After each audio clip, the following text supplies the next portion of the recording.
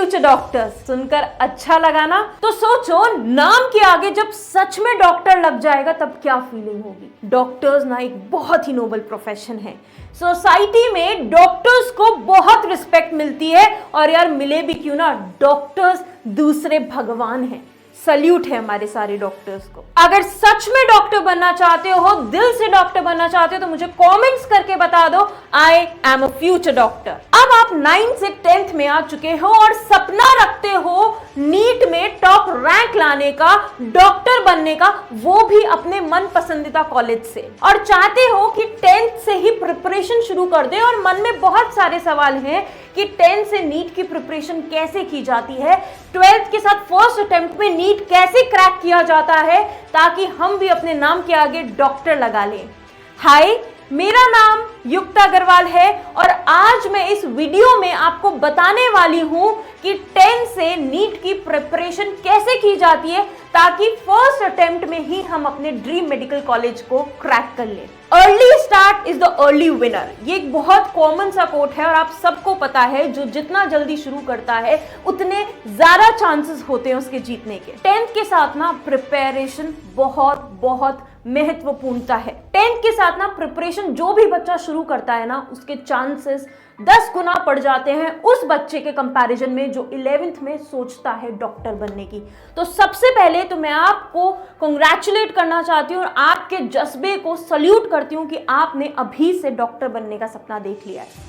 ई-सरल के न जाने कितने बच्चे जो 9-10 से अपनी प्रिपरेशन कर देते हैं और 12th के साथ फर्स्ट अटेम्प्ट में क्रैक करते हैं। मैं रिसेंटली एम्स गई थी और मैं ताजुब हो गई, एम्स में मेजॉरिटी बच्चा वो है जिसने अपना एग्जाम 12th के साथ क्रैक किया। तो आइए जानते हैं क्या क्या स्ट्रैटेजीज लगती है, कैसी प्लानिंग चाहिए, किस चीज को फॉलो कर कर आप अपने इस साल को भी उतना ही यूटिलाइज कर सकते हैं डॉक्टर बनने की जर्नी में।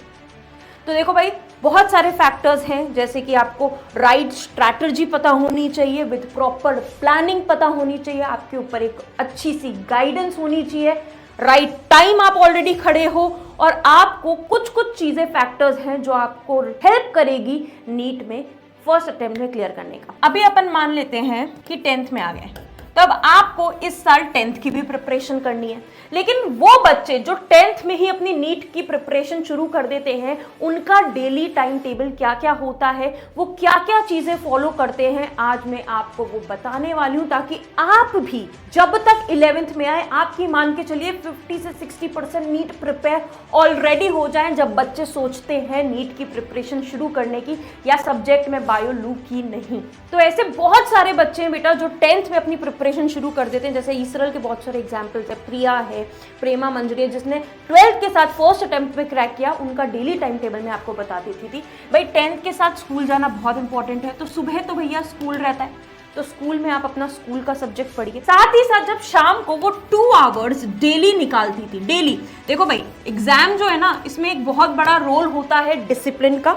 डिसिप्लिन, वो भी कंसिस्टेंटली डिसिप्लिन के साथ। यानी कि ऐसा नहीं है कि बेटा अगर आप चाहते हो 10th में प्रिपेयर करना, तो एक दिन आपने बड़ा चैप्टर पढ़ लिया और आपने ये सोच लिया अरे मैं डॉक्टर की पढ़ाई कर रहा हूँ एक दिन में। ऐसा कुछ नहीं होता। ये आपको पूरे साल भर 2 घंटे, मैं बहुत ज्यादा नहीं बोल रही हूँ, अभी आपको शौक लगेगा कि सिर्फ 1.5 से 2 घंटे रोज निकालकर आप 12th के साथ अपने फर्स्ट अटेम्प्ट क्लियर कर सकते हो। जैसे मैं एग्जांपल दे रही हूँ ना, प्रेमा मंजरी, वो क्या करती थी बेटा, बहुत सिंपल सा फंडा अपनाती थी कि स्कूल पढ़ा, स्कूल से आई, शाम को, क्योंकि वो ई-सरल के इंटीग्रेटेड कोर्स में थी जहां पर प्रॉपर स्ट्रैटेजी बड़े बड़े IITians डॉक्टर्स के रिसर्च के साथ, एनालिसिस के साथ ये डिसाइड किया गया कि कौन सा टॉपिक, कौन सा चैप्टर कब देना है और कितनी फ्रीक्वेंसी के साथ देना है, उसके कितने क्वेश्चंस आपको लगाने जो नीट की प्रिपरेशन में आपको बूम करते हैं।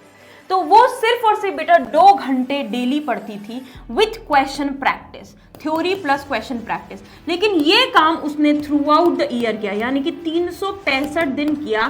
तो जो बच्चा नॉर्मली 11th में आके ये जानता है कि मेरे कितने चैप्टर्स हैं, मेरे कितने टॉपिक्स हैं, वो ऑलरेडी कवर कर चुकी थी 10th में सिर्फ अपने रोज के 2 घंटे देकर। आपको पता है नाइन्थ का बच्चा, 10th के आप लोग हो, 9th 10th is the base of 11th and 12th। आपको पता है कि 9th जो होती है वो मैक्सिमम उसके चैप्टर्स डीपली कन्वर्ट हो जाते हैं 11th में, एंड 10th के जो चैप्टर्स होते हैं वो 12th में आते हैं, राइट। कभी फ्यूचर में जब आप डॉक्टर बनोगे तो डेफिनेट सी बात है आप घर भी बनाओगे, तो आप हमेशा अपनी नींव को स्ट्रॉन्ग करोगे। नींव को क्यों स्ट्रॉन्ग करोगे? ताकि कोई भूकंप आ जाए, कोई कुछ आ जाए तो आपकी जो बिल्डिंग है उसको कोई बाल भी बाका ना कर पाए। सेम बेटा वैसे 9th एंड 10th हमारी बेस है, हमारी नींव है, जो हमारे 11th और 12th के कॉन्सेप्ट्स को स्ट्रॉन्ग करती है।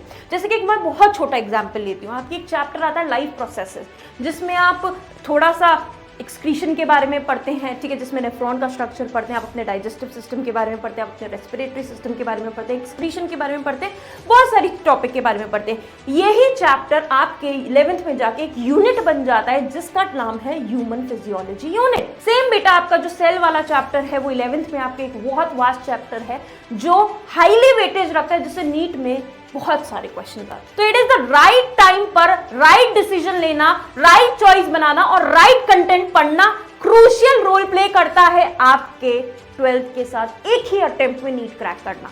आप ताजुब हो जाओगे बेटा, जितने भी बच्चे 12th के साथ प्रिपेयर करते हैं उनमें से मैक्सिमम बच्चे अपनी प्रिपरेशन 9-10 से शुरू कर देते हैं। अब प्रिपरेशन का मतलब ये नहीं कि 10 घंटे लगातार नीट का पढ़ना, सिर्फ अपने रोजमर्रा की एक्टिविटी में 2 से ढाई घंटा, ढाई भी नहीं 2 घंटा अगर आपने डेली निकाल लिए विथ प्रॉपर स्ट्रैटेजी, और आपको क्या पढ़ना है अगर वो आपको पता है, तो मैं फिर बता रही हूँ विद इन 2028 आप अपने ड्रीम मेडिकल कॉलेज जी रहे होंगे। बस ये काम आपको बेटा रोज का रोज करना है, विद फुल डिसिप्लिन करना है। और इस तरह के ना जाने कितने बच्चे ऑलरेडी प्रिपरेशन शुरू कर चुके हैं, एंड वो 70% पोर्शन अभी तक 10th को ऑलरेडी कंप्लीट कर चुके हैं और नीट की तैयारी भी शुरू कर चुके हैं। तो पता है आपको इसका एक फायदा बताती हूँ, जो बच्चा एक 11th में आता है, 11th में उसको समझ में ही नहीं आता कि कैसे करें, क्या करें, और सडनली कोर्स का वास्ट होना एक सेटबैक सा होता है कि यार इतना सारा पढ़ना है। लेकिन जो बच्चा 9th और 10th से अपनी प्रिपरेशन को शुरू कर देता है ना, उसको कुछ नया नहीं लगता है, और जब कुछ नया नहीं लगता है तो गाड़ी उतनी ही स्मूथ से चल रही होती है और chances of selection 10x 100x बढ़ जाते हैं एक एवरेज बच्चे से। तो प्रिपरेशन को शुरू करना अर्ली स्टेजेस से बहुत फायदेमंद है, हमेशा से था और हमेशा से रहेगा। ये जो 8th 9th 10th ये जो आपके क्रूशियल ईयर्स होते हैं ना यार, ये स्कूल के होते हैं। स्कूल में आप अपनी एक अलग लाइफ जी रहे होते हैं, बहुत मज़े वाली लाइफ होती है। लेकिन 9th 10th एक ऐसी स्टेज आ जाती है जो आपकी 11th और 12th की बेस है। सो मैं फिर आपसे बोल रही हूँ, अगर ये काम आपने डिसिप्लिन के साथ, डिसिप्लिन एक दिन का नहीं, डिसिप्लिन रोज का विद प्रॉपर स्ट्रैटेजी और गाइडेंस के साथ किया, तो मैं आपको बता रही हूँ आप अगले डॉक्टर आपके परिवार के होने वाले हैं। So all the best.